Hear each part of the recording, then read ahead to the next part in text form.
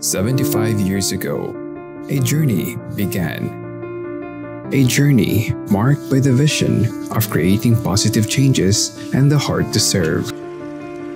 Over the years, the Dominican Sisters of the Trinity has become a symbol of love, compassion, and the transformative power of service.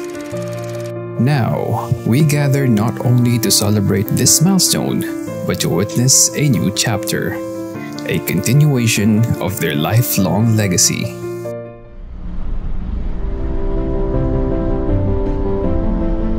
In a world filled with dreams and aspirations, there are countless people with dreams in their hearts and a determination to make them a reality.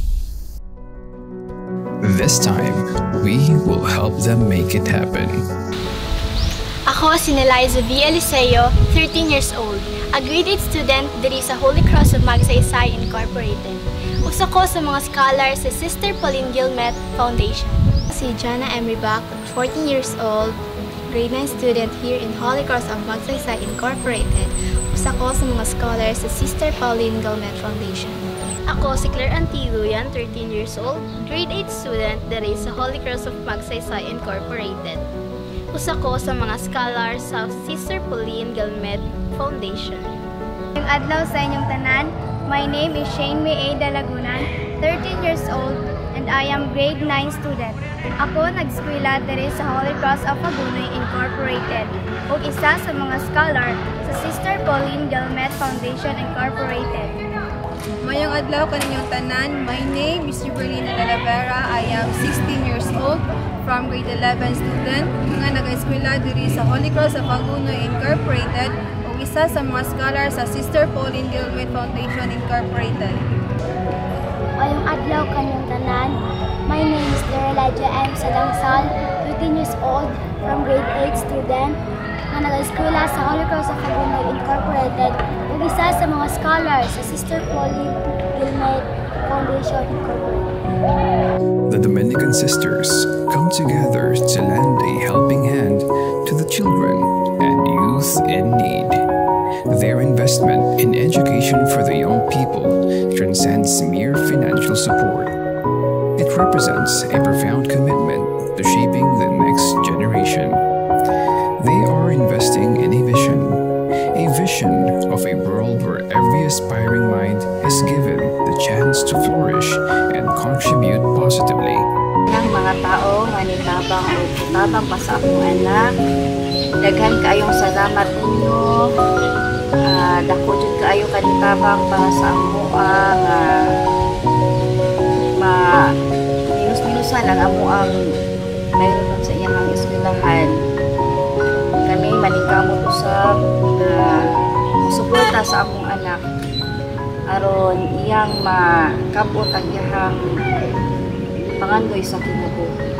Daghan kayong salamat inyong tanan. Kayong salamat sa mga tao nga tabang o nagtabang sa kanglay sa akong apo sa iyang pag-eskwela o hinaot pa nga makabadayon siya pinaagi sa scholarship program nga gihatag sa taga-SPC.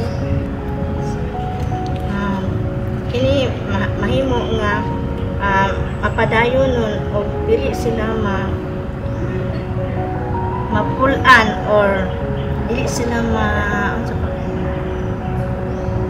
mapulan sa pagtabang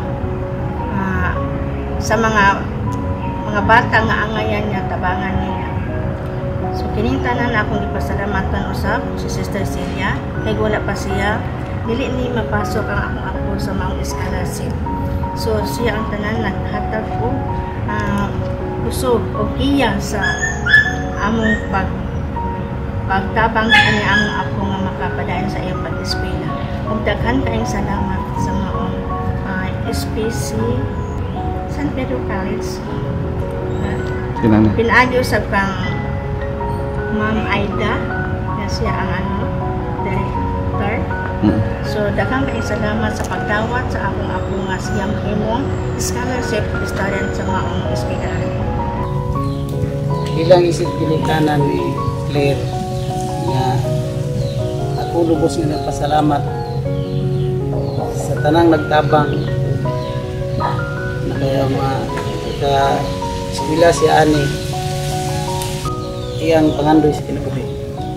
Daghang salamat na lang. Isip ginikanan ni Shin, ako nagpasalamaton sa akong tabang na para ka-eskwela akong anak. Kung magabot niya ang iyang pangandoy sa kinabuhi, daghang salamat. Para po sa nagtabang niya, hope nga dili sila magsawa kapag tabang aron ang mga ginikanan nga pares nako maka-abil po sunod.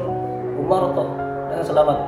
Isip ginikanan ni Jeberdin Rivera, mapasalamaton ko sa inyong tabang para sa akong anak na makahuman sa pag-eskwela para makabot niya ang pangandoy sa kinabuhi. Daghang salamat. Isip ginikanan ni Lira M. Sadangsal, ako pasalamaton sa inyong tabang para sa akong anak maka-eskwela aron makabot ang iyang pangandoy sa kinabuhi. Daghang salamat o sa tanang tawo nga nitabang siya nga kuha sa scholarship. Daghang salamat.